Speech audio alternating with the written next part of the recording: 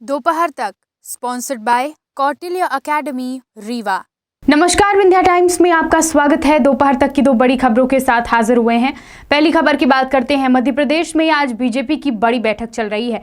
BJP के core group की बैठक जारी है, जिसमें बीजेपी के कई बड़े नेता शामिल हो रहे हैं। आपको बता दें कि रातापानी में ये मीटिंग जारी है, चल रही है और इस मीटिंग से मीडिया को दूर रखा गया है। 5 किलोमीटर पहले ही मीडिया को रोक दिया गया था। मीटिंग में उज्जैन में पीएम नरेंद्र मोदी के दौरे के साथ ही सीनियर विधायक नेताओं को निगम में एडजस्ट करने पर भी चर्चा की जाएगी। वहीं मंत्री विधायकों के परफॉर्मेंस पर भी चर्चा की जाएगी। लंबे समय से ये बात काफ़ी सुर्खियों में थी कि मंत्री और विधायकों के परफॉर्मेंस रिपोर्ट मंगाए जा रहे हैं। इस पर भी इस बैठक में चर्चा होगी। और सबसे बड़ी बात कि अब निकाय चुनाव और पंचायत चुनाव से बीजेपी फ्री हो चुकी है और अब फोकस है 2023 के विधानसभा चुनाव को लेकर। तो 2023 पर भी ये जो मीटिंग है ये केंद्रित रहेगी। विधायकों को अगले 1 साल में परफॉर्मेंस सुधारने को कहा गया है। आदिवासियों को साधने पर भी रणनीति बनाई जा रही है।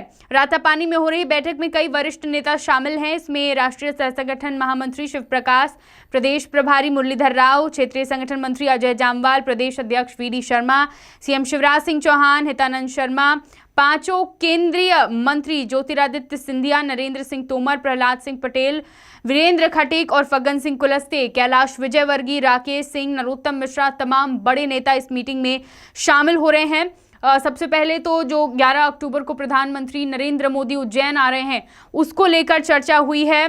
सीनियर विधायकों के और मंत्रियों के परफॉर्मेंस रिपोर्ट को लेकर चर्चा हो रही है और 1 साल के अंदर कामकाज को, परफॉर्मेंस को बेहतर करने के लिए कहा गया है। आपको बता दें कि विधानसभा चुनाव में टिकट वितरण, सीनियर विधायक और नेताओं को निगम मंडलों में एडजस्ट करने, परिवारवाद, सरकारी योजनाओं में भ्रष्टाचार को रोकने, तय कार्यक्रमों को समय सीमा में पूरा करने के संबंध में भी बैठक में चर्चा की गई है। तो ये बैठक अभी चल रही है। क्या कुछ और होता है ये आपको बताते रहेंगे। बढ़ते हैं दूसरी खबर की ओर।